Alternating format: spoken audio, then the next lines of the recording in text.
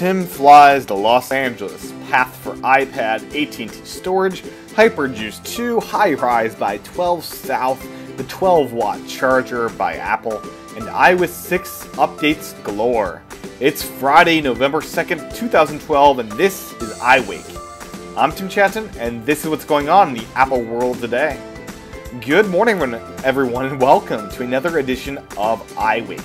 So today's show is my last show, in a while at least, from the beautiful Oahu Island in Hawaii. So as many of you have heard by now, I am in fact moving to New Hampshire. That's right, from Hawaii to all the way up in New England to New Hampshire. And what that means is this is my last show from Hawaii. And that also means that the show may be in a bit of a inconsistent schedule for at least a little while. So I'll be flying out from Oahu tonight, Friday night, and I'll be spending a week in Los Angeles. So during that week, I may do shows, I may not. It may be every other day, maybe once every 3 days. I don't know. My plan is to do content. I just don't know when or what that'll be like. I will definitely be doing YouTube content as I can upload that right from my iPhone. But I may not have stuff in the iWake feed. So if there's nothing in the regular iWake feed, go to my YouTube channel, youtube.com/TCHATEN, and there will be content there of some sort. But my plan is for that, to have content there and possibly in the iWake feed. On November 11th, I'll be starting my new job in New Hampshire. I won't be sure what my schedule's like quite yet with that. As far as internet access at home, I'm not sure what that'll be like. So basically, bottom line is the show will go on, just a matter of how often or when. But after I get settled in New Hampshire, I get internet in my new house, all that good stuff, the show will be a daily show once more. That is my plan. It is not going away. I just want to, comfort people with that fact and just be patient.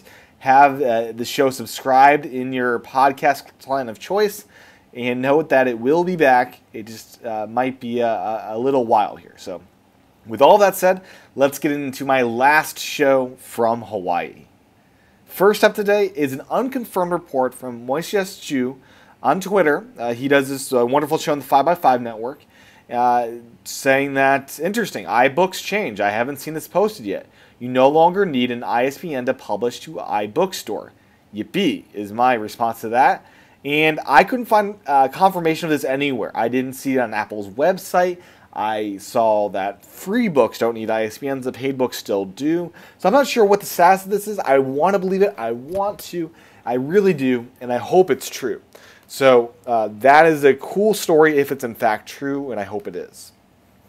Next up is Steve Jobs' Halloween. So what I have here is a picture of what Steve Jobs' house is like this year at Halloween. Thousands of people lined up to get their candy from Steve Jobs' family. And it's a really cool picture. So just if you want to take a look at it, it's there. The tweet mentioned there were only about 100 people at one of the other big technology guys there in Cupertino. So anyways, a cool picture to check out.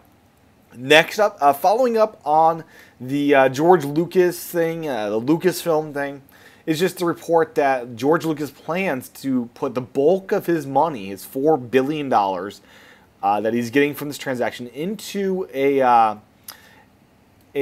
foundation for education. So he's going to be using it primarily for an educational foundation to help with that kind of thing. So he's really going philanthropic, I should say, is what he's going with that. So good to see there.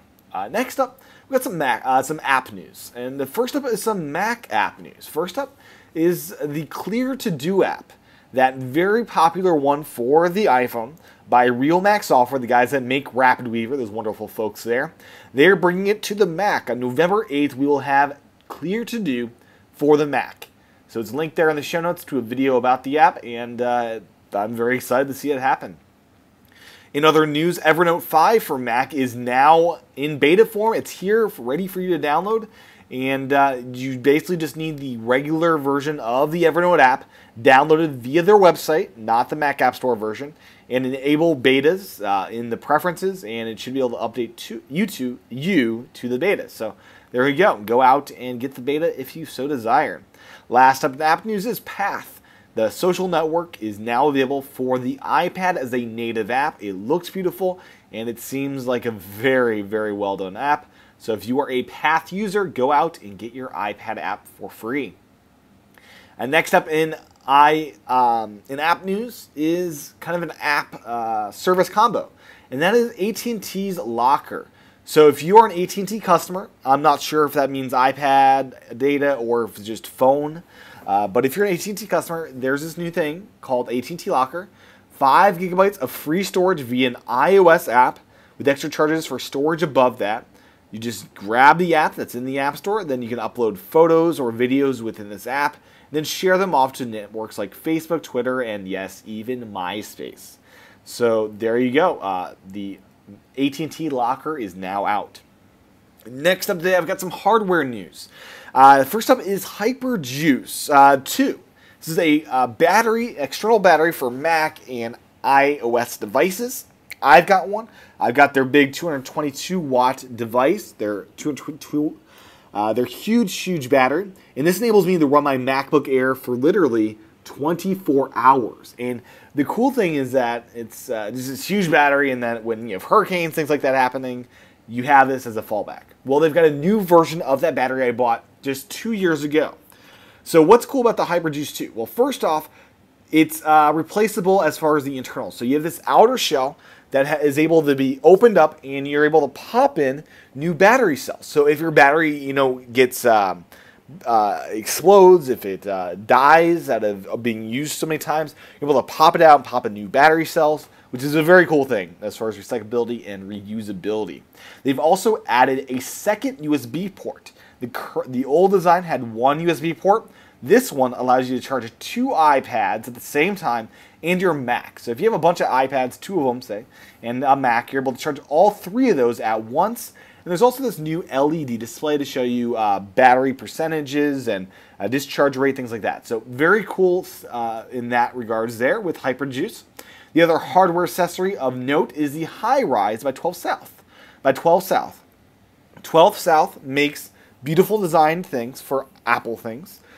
So here I have my TwelveSouth book, my wallet case for my iPhone, and they have come out with this little laptop stand. It raises a MacBook up to 6 inches to your ideal ergonomical viewing height, aligns your MacBook with external display for ideal dual screen workstation, pairs with a full-size keyboard and mouse, and has non-slip arm holds for all sizes of MacBooks, 11-inch Air through the 15-inch Pro.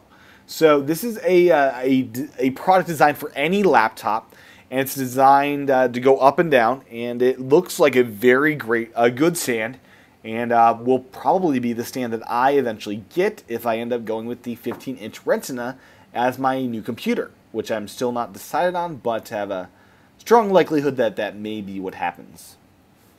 Next up is just the note that Apple updated their iPad charger. It is now a 12-watt charger. This is an upgrade from the previous one that was 10 watts. Basically, this means you're going to be able to charge your iPad faster, or your iPhone faster. 35 to 45 minutes is what I saw for the iPad 3s as far as charging time. That's a speed increase. So basically, this is great news. As many of you know, the new iPad, that's the iPad 3, took forever to charge, and now it should be a lot faster thanks to this new charger. Also to note is the iPad mini. It comes with a 5-watt charger, the same as the iPhone. So Apple evidently thinks that you don't need a big beefy charger if you've got the iPad mini. Also to note is the iPad mini is now officially out. It's November 2nd. And that means the iPad mini and the iPad 4th generation is now at your local Apple store. So get those devices if you so desire. Closing out the show today are some updates to iOS 6. 2 updates, in fact. We've got one for everybody and one for just the special developers. So first off, we've got iOS 6.0.1. It's a 34.7 megabyte update. It contains bug fixes, basically. So I had good and bad things with this.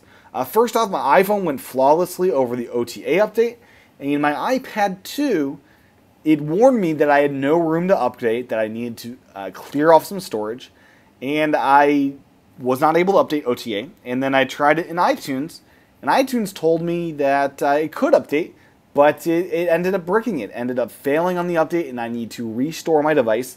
And I ended up losing one app, the display recorder app, that I'll need to resync onto it somehow.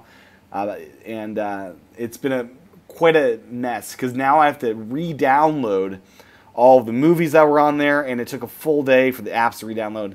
But anyways, yeah, it went pretty well, especially if you use OTA update. So what is iOS 6.0.1?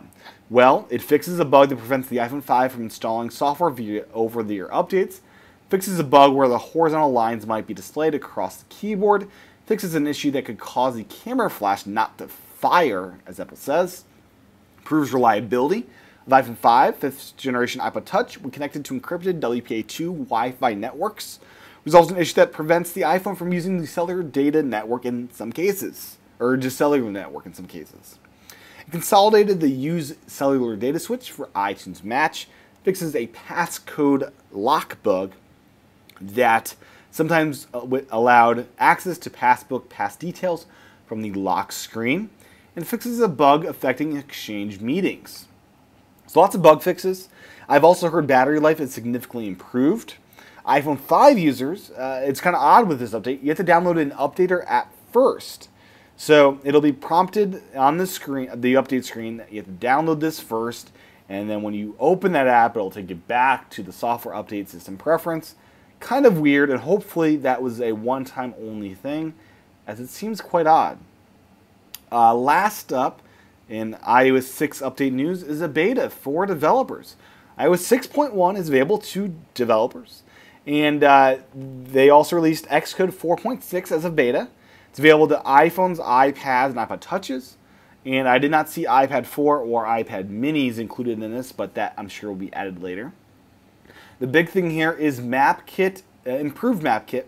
Apple describes this as the MapKit framework now lets you programmatically search for map-based addresses and points of interest. The MK local search class initiates a search for map-based content using a natural language string. In other words, you can enter place name information or portions of an address, and then MapKit returns search results that match the information you provide. For example, searching the string coffee would return the location of local coffee bars along with information about each one. So basically, hopefully map searching will improve thanks to this. Hopefully that's the end result, I hope, with all that. And then we have two UI improvements that I've seen so far. The report a problem little thing in Maps that used to be a little tiny link that you had to hit is now a huge button. So when you go there in the Maps app, it's very simple now to actually report a problem. It's a huge button in that little flip-up page, and that's a big win there. Secondly, when on the lock screen, you know that the play, the pause, and the fast forwards on the top there, well, those have been redone, and they are they look now very much like the new style with the reflective Chrome volume adjustment, and they've been better spaced out so you don't accidentally hit buttons, and a big improvement there. But anyways, some nice tweaks, and go out and update your iOS 6 device as appropriate. So that is the show today. That is the final show from Hawaii for me until I return sometime in the distant future. So thank you for tuning in to today's show. Tomorrow is Saturday, and I have pre-recorded an iWake Again episode, so that's going to be a good one. It's good in a very lengthy discussion about what it is to be an Apple blogger and writer, and what Macs do we want to buy these days. Lots of discussions that we get into. So that's for iWake Again. That is tomorrow's episode. It's available for those subscribers. It's $10 a month, and the $10 goes towards supporting iWake. It's not, my time is valuable, especially now as I'm doing more and more and involved with more and more. So that $10 goes to supporting me doing the daily show.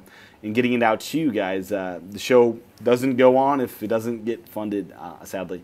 So iWakePodcast.com/again is how you sign up for that. And you get a weekly show out of that. Every Saturday or Sunday is the goal for that. You get the notes, the scripts that I read from to actually do the show as a part of the iWake Again package. And again, it is mainly for you as a way to financially support this show that most of you get free of charge.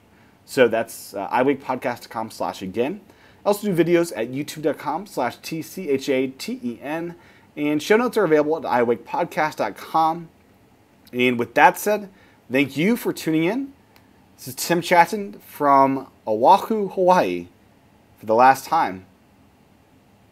I might say aloha again, but aloha. And I'll talk to everyone again real soon. Have a great day and a great weekend.